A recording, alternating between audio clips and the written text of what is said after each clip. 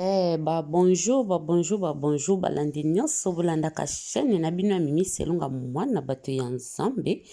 Bandeko na ngai na ye kaka toza na esengo elati motema komona mwana na biso Sœur Marie Misamu atikela biso nièce international nde Rite Misamu. Binomo bozomona kaka eyindaki ndenge eyindaki kaka donc tozomona ka ndenge ezoyinda Rite Misamu abali. Vraiment Nzambe alola apambola bango, Nzambe alola mema bango mosika, Nzambe alola abomba bango, abatela bango, apesa bango vraiment tango molai, asopela bango mapamboli ebele ya bana. Biso toza awa kaka pona ko soutenir makambo ya malamu. To soutenaka makambo ya bien o esepelisaka Nzambe. Balobi libala eza mokano ya Nzambe. Libala ezali mokano na Nzambe. Soki bato mibale babalani Nzambe asepelaka. Pe na likolo ba angelo batondisamaka na esengo. To souhaiter Rite nièce international, to souhaiter ye bon mariage, to souhaiter bango bandeko, to sepelaka na makamba malamu na makamba kitoko, to linga kaka te soki likambo ya mabende to yembangu. Biso bakoko ya YouTube to yembangu kosambwisa kolobela mabe. Soki basentaki etala ba chaîne ebele ndenge linga koloba. Soki toyoka kyo baboya na kipodi ya na fiancé pesaki ba dega deja. Bato baloba kyo bakoka koloba. Manix aza na basi 100. Manix aza koko akala aza na 120. Manix boye.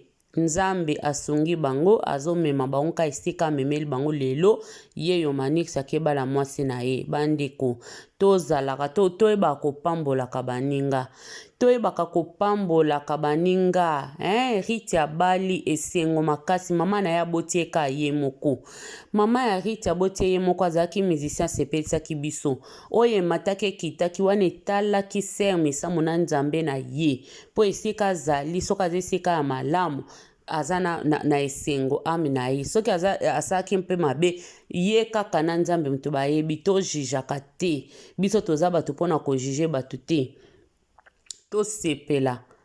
tosepela toboyi koyoka na biso lisusu okutwe apo awa ezalaka kaka après mariage après sito eloko esengo nde eza bwekala te tokoyoka ekutu nde eza podi ya toyebi deja makambo ke Manix abota na basi ebele toyebi yango toya bapaya te toyebi Manix boyeboye toyebi yango sikoyo toyebi te se boya soko palola nini ya papa pe yeyo papa asepeli azwi mbongo ya mwana na ya leli mwana na ye mbongo papa ado yeyo azozwa mbongo ezalaki susi ya biso nyonso etake ba mama po soki Rite ayokaki te ngeke kozala pasi loko aza mwana malamu pe ye moko apiblie yango bafoto na jean mpa na ye moko apiblie papa na ye abifami ya mama na fami ya papa basepeli noko Désiré bazwi mbongo na ye papa pe bazwi tosepeli tala papa azolia supu papa ado supu yango me bapapa pe bo changer